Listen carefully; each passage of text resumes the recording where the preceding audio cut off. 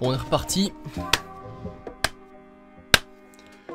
Bonjour à tous mesdames et messieurs et bienvenue pour la grosse review de SummerSlam 2020 mesdames et messieurs. Quelle soirée, je viens de la finir évidemment, enfin je viens de faire la review de NXT TakeOver. Mais juste avant je viens de finir ce show de SummerSlam. Incroyable mesdames et messieurs, j'ai adoré, on a eu du très bon catch, un très bon week-end de catch. En tout cas, voilà, comme ça vous le savez. Est-ce qu'on démarre sans plus attendre? Alors, petite info, mes pronostics que j'avais dit, c'était une très bonne soirée. Voilà, ce que j'ai fait, c'est que je peux vous montrer le screen qui normalement s'affichera quelque part. J'ai fait un petit pari Unibet, voilà, sur la plupart des pronostics que j'ai lancés. Et ça s'est bien passé, parce que j'en ai eu pour une mise de 21,50 €, on va dire. Donc je faisais des plic-plocs, comme vous le voyez ici, des petits plic-plocs comme ça sur chaque match. Et j'en suis sorti avec 29 €, donc on a fait 8 € de bénéfice évidemment. C'est très sympa, c'est très sympathique, voilà, je voulais le dire, je vous le mets là. Et je le ferai à mon avis à chaque pay-per-view, je mettrai sur mes pronostics, je mettrai un peu d'argent. Et on verra ce que ça donne évidemment à chaque fois. On est parti en tout cas pour le kick-off, tout simplement, le premier kick-off, Apollo contre MVP pour le titre des États-Unis. Ils ont fait un petit bug, genre quand tu sais, vous voyez quand ils présentent les titres, en général ils mettent la petite animation pour dire c'est le titre des États-Unis. Bah là ils ont mis l'ancienne, ils ont pas fait de nouvelle encore, du coup ils ont mis l'ancien titre des États-Unis. Enfin bref, on s'en fout, mais moi je m'attendais, comme c'était un des premiers matchs pour le titre des États-Unis que je voyais, je me dis ah ils ont fait une nouvelle animation vu que c'est un nouveau titre. Ah bah ils ont mis l'ancienne. Ils ont mis l'ancienne, c'est pas grave, c'est un petit détail. Du très bon catch, on a eu franchement du très bon catch pour ce premier match. Alors, je pense que ce match a été un peu écourté. Pourquoi? Parce que le désavantage de ne pas avoir de public, c'est qu'on entend très facilement les catcheurs. MVP parle très fort. Et qu'à un moment, en fait, à la fin du match, on entend MVP vraiment parler. Enfin, on ne sait pas écouter clairement ce qu'il dit, mais on l'entend dire quelque chose à Apollo Crews. Et juste après, bah, y a genre Apollo qui tente son finisher, MVP qui contre, qui tente son finisher, il se fait contrer, Apollo fait son fameux finisher et remporte le match. Donc je me dis, est-ce qu'il y a eu une fin anticipée, qu'il y a eu un petit problème ou quoi? Je ne sais pas. En tout cas, victoire de Apollo en 6 minutes. Voilà, en 6 minutes, un match de kick-off tout simplement, 3 sur 5. Donc voilà, ils ont... enfin, bref, ça on s'en fout, je viens de le dire qu'ils ont parlé avant la séquence. Après ça va peut-être rien à voir, hein, c'est peut-être juste MVP qui donne les instructions pour le match, etc. Enfin j'en sais rien. Et à la fin du match, le Hurt Business qui essaye d'attaquer Apollo Crews, mais Apollo Crews, il est rapide, le petit Apollo, et il fait des petites feintes, hop, un petit Kyrie Irving, un petit cross à la Kyrie, hop, et il sort, il s'échappe. Donc Apollo Crews qui remporte, enfin qui conserve plutôt, son titre des États-Unis. On commence le show, l'opener, Asuka contre Bayley. Asuka contre Bayley. Directement on voit que Sasha Banks est en tenue de jogging. Voilà, elle est en jogging. Donc je me dis ah, c'est qu'elle va pas enchaîner les matchs. C'est qu'Asuka va pas enchaîner les matchs. Très bon match de nouveau. Très bon match. On a eu un spot DDT de Asuka sur Bayley. Donc Bayley est à l'extérieur du ring. Asuka est sur des escaliers. Elle s'élance, hop, jumping DDT à même le sol. Mon dieu, l'impact de la tête, ça a fait mal. Ça a fait mal. Chacun son tour a vraiment bien dominé. On a une Bayley to Bayley de nulle part, j'ai cru que c'était fini simplement 2. Et évidemment, attaque du genou, Asuka qui a pris un petit peu cher au niveau de son genou, Bayley qui s'est acharné dessus lors du premier match. On se dit ah bah ouais, c'est logique vu qu'elle a un deuxième match, ils vont jouer là-dessus. Banks qui a chopé tous les coups de Asuka, c'est à dire que Asuka est en Jujigata, mais en cross and breaker. Et il y a Sasha Banks qui essaie de distraire Asuka qui se retourne, qui lui met un gros kick. Et puis après, Sasha Banks essaie de revenir, Asuka lui remet une patate. Et puis à la fin du match, on a Bayley qui est contre les cordes, Asuka qui s'élance pour faire son fameux coup de fesse, évidemment. Mais Sasha Banks qui pousse Bayley pour prendre le coup à sa place. Du coup, Sasha est KO. Et Bayley qui arrive à choper Asuka. Hop, petit paquet. 1, 2, 3. Victoire de Bayley qui conserve son titre en 12 minutes. Ce match est noté 3,25 sur 5. Avec Sasha Banks et Bayley qui attaquent encore en aftermatch la petite Asuka. Voilà, donc on aura la suite beaucoup plus tard. Je vais éviter de taper mon micro. Ensuite, on part en backstage, vite fait. Dominic Mysterio, qui est avec sa maman, et Rey Mysterio, qui demande à son père de promettre de ne pas intervenir dans le match. Alors moi j'avais compris de ne pas venir au ring, mais non, en fait c'était juste ne pas intervenir dans le match. Il a dit ce soir, c'est mon combat, je veux que tu me promettes de ne pas intervenir. Rey Mysterio qui a promis. Il a dit voilà, donc il promet. On a une petite promo sur Retribution, puis on voit Kevin Owens, je me dis ah, il y a un segment avec Retribution, ben non. Kevin Owens qui vient juste pour commenter le tag team match. Pourquoi? On sait pas trop, hein, voilà. Donc on part sur le match tag team Andrade et Angel Garza contre Street Profits, évidemment. Andrade et Angel accompagné par Zelina Vega, évidemment. Montez Ford, il a pris cher. Montez Ford, il a pris cher. Il s'est fait éclater pendant les 5-6 premières minutes du match, sachant que le match a fait 8 minutes, voilà. Il a fait 8 minutes. Montez Ford s'est fait éclater 5 minutes, facile, sur tout le match. C'était incroyable. Après, Dawkins est rentré en feu. Il a été calmé par un coup de coude d'Andrade. Mais il fait une feinte de partir pour un kick. Et puis il se retourne, il lui met... Oh là là là là, il a claqué celui-là, c'était violent. Ensuite, Zelina Vega qui monte sur le ring. On ne sait pas pourquoi. Hein, elle vient se plaindre de l'arbitre alors que l'arbitre fait bien son job pour une fois. Et Garza qui met un super kick sur Montez Ford, je pense. Montez Ford qui recule, hop, et elle pousse Zelina Vega. Du coup, on a Andrade qui est inquiet pour sa manageuse. Hein. Andrade il vient voir si sa manageuse va bien. Ce qui fait qu'Angel Garza est tout seul. Street Profits en profite pour en terminer avec Angel Garza. Une bonne misco à l'ancienne hein, pour que les Street Profits conservent leur titre en 8 minutes. Donc j'ai dit noté 2,75 sur 5. Je n'attendais rien de ce match. Bah écoutez, bah, je n'ai rien eu. Tout simplement. Enfin si, j'ai eu un peu d'argent évidemment, vu que j'ai parié dessus et que j'ai gagné. Bref. Oh. On passe au match compliqué. Mandy Rose contre Sonya Deville. Aïe aïe aïe, c'était pas bon. Ah, c'était pas bon. Et pourtant, quand il y avait eu les entrées, moi j'étais hypé. Je me dis, bah, je veux voir ce match. Aïe aïe aïe aïe aïe aïe aïe aïe. C'était pas bon. On sentait que c'était chorégraphié, mais 100%. On sent qu'elles n'ont pas l'habitude. Elles n'ont pas l'habitude de faire des new DQ. Et c'est normal, ça se comprend aussi. C'est leur premier à chacune. Mais ouf, c'était pas très bon. C'était pas très bon. Mandy Rose, il faut faire gaffe. Hein. Faut faire gaffe, attention. Mais bref, c'était un new DQ. Franchement, faut le passer ce match. C'était pas très beau sur la carte. Ça fait un peu de tâche. Mais c'est pas grave. On finit avec 3 gros coups de genoux de la part de Mandy Rose sur Sonya Deville. Mandy Rose qui gagne en 10 minutes. C'était trop long, 10 minutes, c'était trop long. C'était pas très bon. J'ai noté ce match 2 étoiles. D'ailleurs, j'ai noté 2,25, mais ça descend à 2. Voilà. Donc, Sonya Deville qui est donc renvoyée de la WWE. Qui doit quitter la WWE. Après, elle n'est pas renvoyée, elle doit quitter la WWE. Mais, ouais, je pense qu'elle va faire une petite pause. En vue de son... Oui, parce que ça a changé depuis la preview. En fait, au dernier SmackDown, ils ont dit... En fait, non, c'est pas un cheveu contre cheveux, c'est le perdant quitte la WWE. Du coup, Sonya Deville quitte la WWE. Et je pense que c'est pour faire une petite pause après son fameux incident qu'elle a eu. Je pense que tout le monde en a entendu parler. Cette fameuse tentative de kidnapping qu'elle a eu. Qui n'est pas du tout kayfabe, hein. Qui est bien réelle. Donc je pense qu'elle veut faire une petite pause après ça. Pourquoi pas un retour au Rumble? Un petit retour au Rumble pour Sonya Deville. Et pourquoi pas gagner le Rumble, aller à WrestleMania et voilà. Faire un Mandy Rose. Non. Pas de Mandy Rose, Sonya Deville à WrestleMania. On oublie. Donc après le match, Otis qui vient fêter. Bon, bah, est-ce qu'on en avait vraiment besoin? Voilà, Otis c'est Otis. Vous savez comment je l'aime, hein, Otis. C'est-à-dire, pas du tout. Je ne sais pas pourquoi. J'ai jamais aimé ce personnage. Enfin bref, voilà. C'est pas la question. Otis, il va continuer avec sa petite mallette de Money in the Bank. Et je tiens à dire que pour l'instant dans la soirée je fais un 4 sur 4. Je fais un 4 sur 4 dans les pronostics et ça s'applaudit. Ça s'applaudit tout simplement. On passe au match suivant. Dominic Mysterio contre Seth Rollins dans un Street Fight. Eh ben, je parlais de Adam Cole contre Pat McAfee qui m'avait bien surpris. Je savais que Dominic Mysterio n'était pas non plus un peintre. Ouais, enfin... Il s'est quand même catché quoi, il a été entraîné, etc. Ah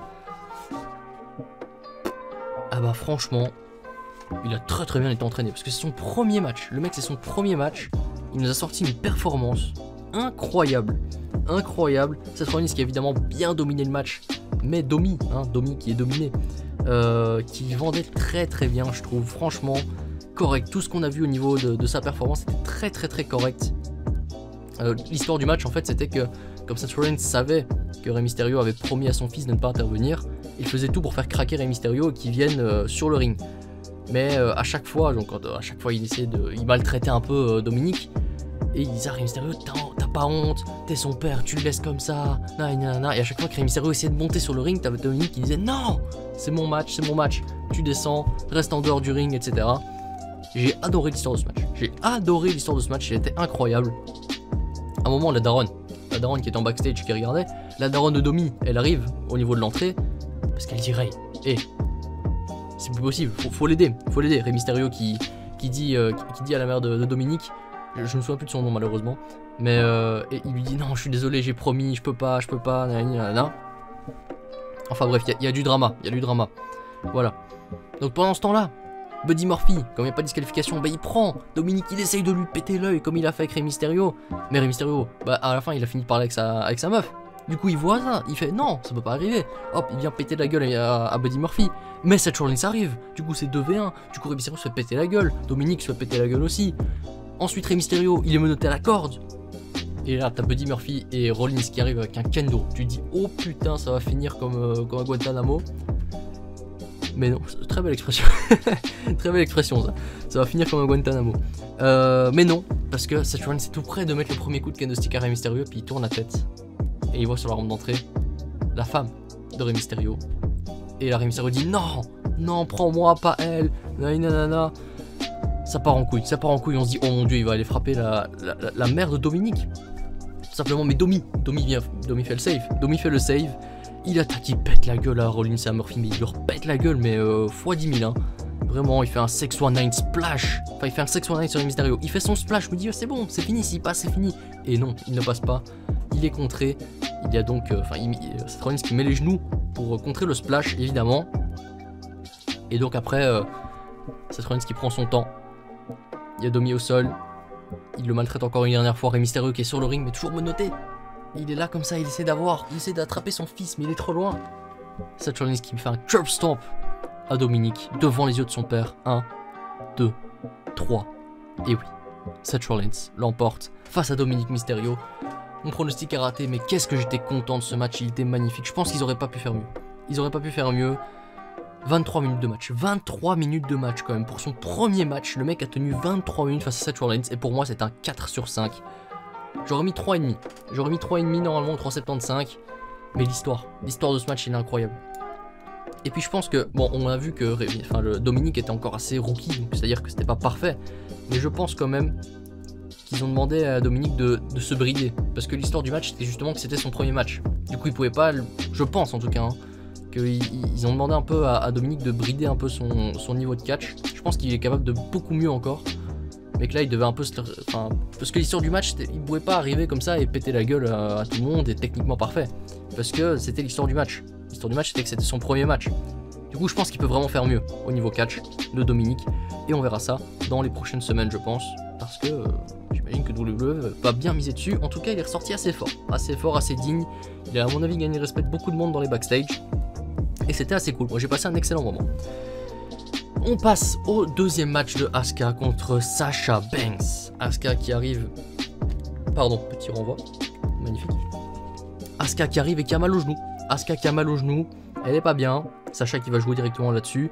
On a eu le fameux powerbomb, si vous avez vu la review d'NXT, le powerbomb de Gargano du haut de l'échelle. Sasha elle a fait la même sur le sol. Ouf. Ouh la tête. Ouh la tête de Asuka.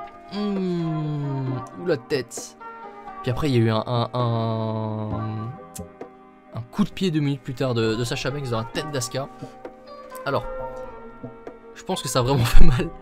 Parce que vous savez quand la WWE met des ralentis, quand ils mettent les replays, souvent ils font le ralenti pendant le mouvement et au moment de l'impact ça accélère. Vous voyez, pour pas qu'on voit que le catch on sait que c'est truqué, mais pour pas qu'on voit que le mec s'est encaissé le coup.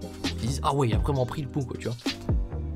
Et qu'en général, quand c'est botché ou que le coup a mal été donné, enfin, il donne tout le coup en entier. Enfin, comme exemple, je sais pas si vous vous souvenez de ce Triple Threat match entre Lesnar, Strowman et Rollins, je pense au Royal Rumble, où dès le début du match, Strowman donne un énorme coup de pied dans la tête de Lesnar et Lesnar lui remet un coup d'avant-bras. Et là, comme Lesnar lui met un vrai coup d'avant-bras et Strowman lui met un vrai coup de pied, eh bien quand ils mettent le ralenti, ils mettent l'impact, vous voyez, c'est-à-dire que le coup a vraiment tapé. Et bien pour les deux prises, pour le powerbomb et pour le coup de pied, on a eu cet impact au ralenti. Donc je pense que Asuka a vraiment pris très cher là-dedans. Donc c'est chaud. Très très bon match, allez le voir, franchement, excellent match. Bon, je vous passe un peu tout le match. On a de l'Asuka Lock contré qui est repris, petit paquet. Donc on a Asuka Lock, hop, Sasha Banks y arrive à contrer, mais elle garde quand même le Asuka Lock, Asuka. Ensuite on a une espèce de Bret Hart contre Steve Austin, vous voyez, elle prend le coin, hop, et elle part en tombée. Oui, je suis désolé, je me gratte le nez, je l'ai dit dans ma dernière review, je sais pas, ça me gratte et puis j'ai un tic de toujours me gratter le nez. Mais vous inquiétez pas, je suis pas en train de chipoter, hein, c'est juste que je me gratte le nez. Voilà, comme ça vous savez. Je préfère le dire, on sait jamais. Donc, on a le petit paquet avec le coin qui se dégage, mais Banks, pendant que Asuka se dégage, hop, Banks Tankman, tu dis oh putain c'est magnifique ce match. Hop, retourner en Asuka Lock, tu dis mais c'est incroyable. Hop, dégagé, kick. Waouh, c'était incroyable, c'était incroyable. Ensuite on est dans le même scénario que le match 1, c'est-à-dire que Sasha Banks est dans les cordes, Asuka qui part pour le coup de fesse. Et là, Bayley elle pousse Sasha Banks, ok, mais elle prend pas le coup. Du coup, Asuka qui après, boum, elle chope Bayley. Genre, elle lui remet un coup pour que Bayley parte. Tentative de Banks Statement qui est contrée en Asuka Lock et Sasha Banks qui tape. Je sais pas si vous avez compris les enchaînements, mais c'est parti tellement vite, ça allait tellement vite. Je vous conseille d'aller voir le match. Alors, franchement, je vous conseille d'aller voir le match si vous n'avez pas compris les enchaînements, parce que ce match mérite d'être vu quand même. Donc voilà, Asuka Lock, Sasha Banks qui tape. Victoire donc de Sasha Banks, 3,5 sur 5 en 12 minutes. Très très bon tout ça. Qu'est-ce qui se passe? Attendez. Désolé.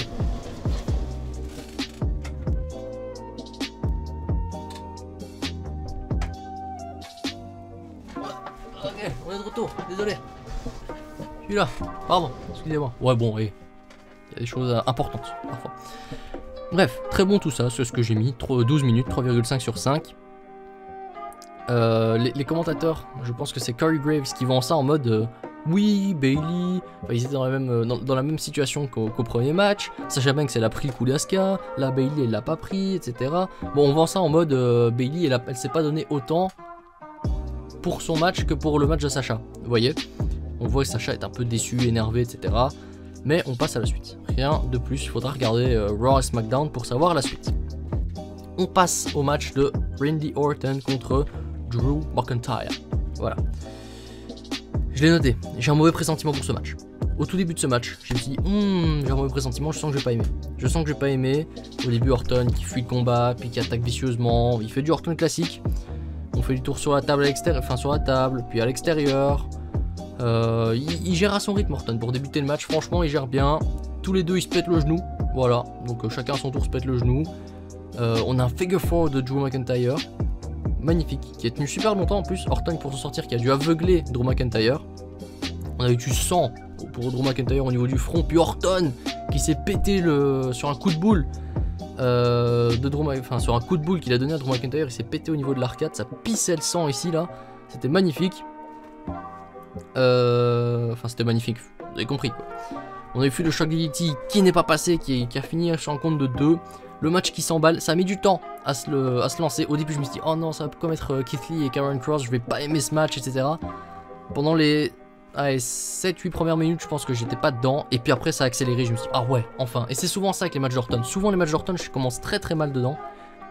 Et puis au fur et à mesure que le match arrive je commence à me mettre dedans. C'est ça qui est incroyable avec Orton. Ouais, tout le monde enchaînait ses coups spéciaux. Donc le Power Slam d'Orton, le DDT, le Glasgow Kiss, etc. Tu dis oh putain ça va finir à n'importe quel moment.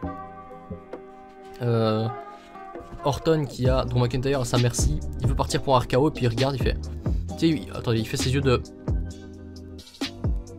oh je sais très mal le faire, il fait ses yeux de psychopathe là tu vois, il veut tenter un punt, contrer, powerbomb, il veut partir pour un Claymore, enfin Drew McIntyre qui veut partir pour un Claymore kick du coup, mais c'est contré, mais il arrive quand même à choper Orton, hop, backslide, tac, il le met en avant, compte de 3, quelle fin de match pété.